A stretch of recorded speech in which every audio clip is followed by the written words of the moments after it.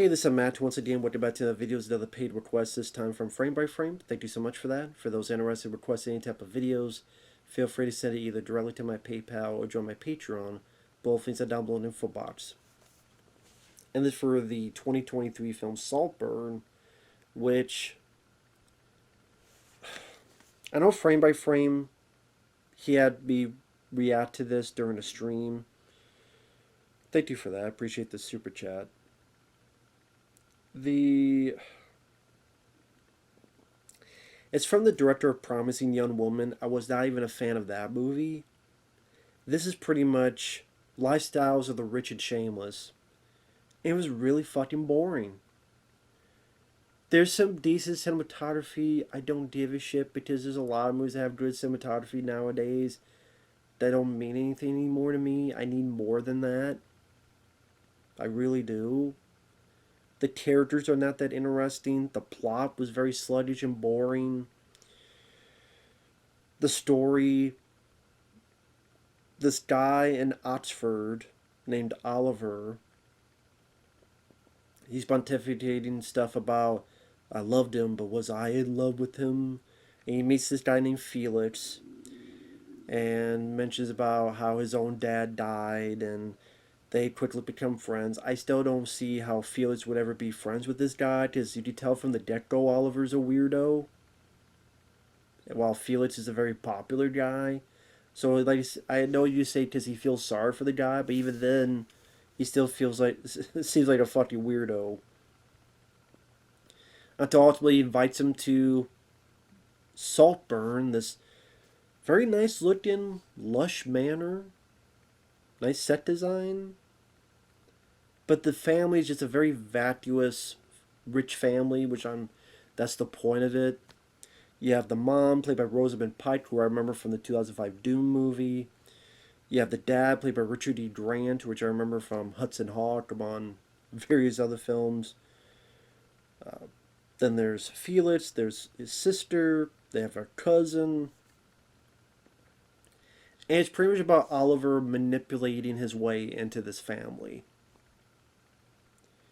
And just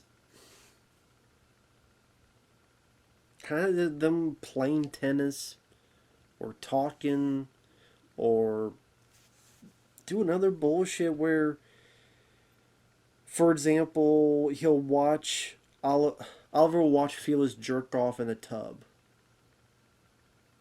Then when Felix leaves, Oliver goes in, gets in the tub, and starts licking the bath water. Which, hey dude, if you want that, I'll send you some bath water and you can lick it and my ass for all you care. I care and we all care. So you want to see a guy lick the bathtub water to show even more how much of a fucking weirdo he is.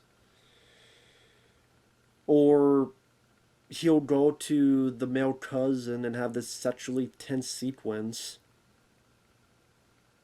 So I don't know if we're supposed to lead, if we're led to believe that that the cousin is gay, or just or bi or whatever.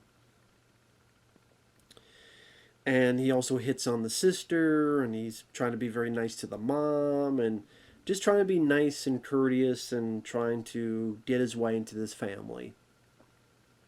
Because his family, I guess, are so rich and so dumbass, most of them dumbasses, that they can't see the forest for the trees.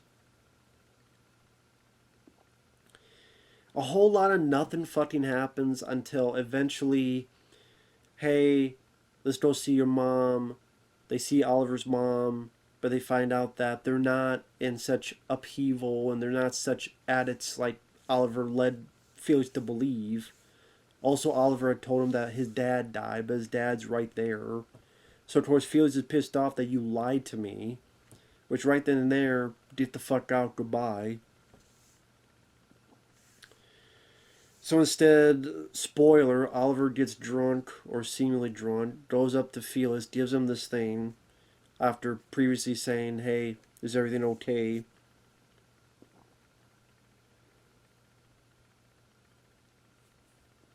Although, to be honest, you get the idea that he was manipulating this from the beginning, as we find out at the end. So long story short, he poisons that guy, and that guy dies. Then the family's depressed. Then Oliver's talking with the sister, who's very glum in a bathtub. She's found with her wrist cut with razor blades. So the family's even more depressed. The blame is kind of... Oliver kind of puts the blame onto the cousin, and some other people buy into it, so the cousin's kind of kicked out. Then Richard E. Grant tells him he should leave. He does. And then Richard E. Grant dies off screen.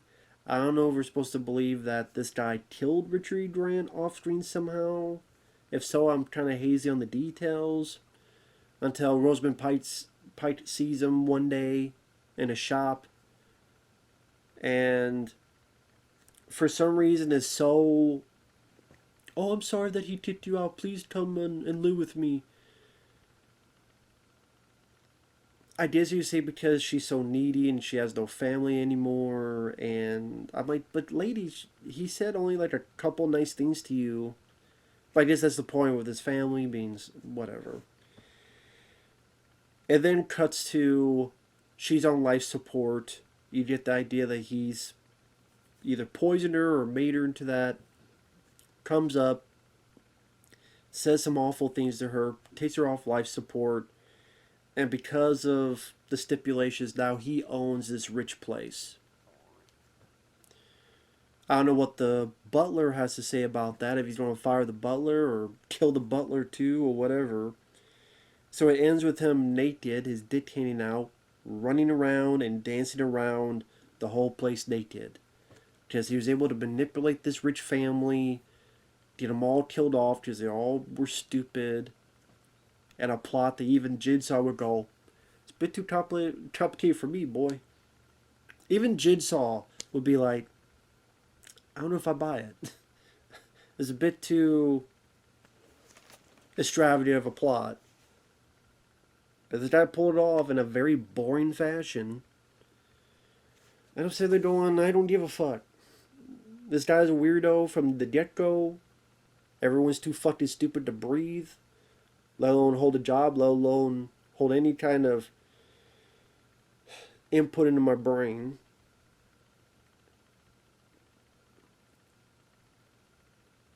The Manor is not a bad looking place. It's not a bad looking movie.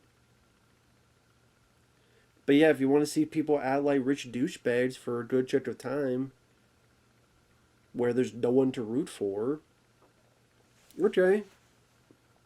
I mean, I guess Felix, of all of them, isn't really that bad. I mean, he's rich, but there's... Again, he tried to help this guy, this asshole, lead Oliver, and I guess of all the people, he's the one that... But he's just not really that interesting of a personality.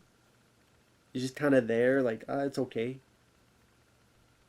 So I didn't really feel a bit emotional heft when the character died.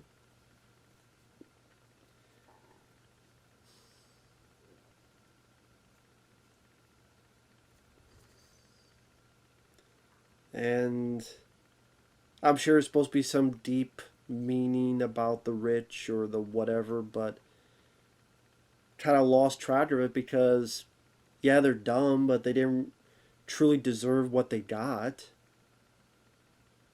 I would say, even if I didn't like this family, they didn't deserve what they got. It was like, oh my god, the rich need to be punished. No. It's like, okay, they're in their own world, but they didn't deserve this fate. Especially Rosamund Pike's character. So, it also feels a bit mean-spirited. So I didn't give a fuck about this movie.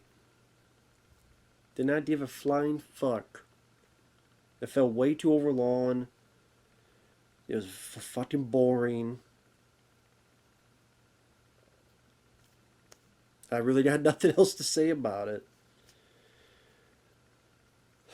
So with that said, thanks for watching. We'll see you guys later. Bye-bye for now.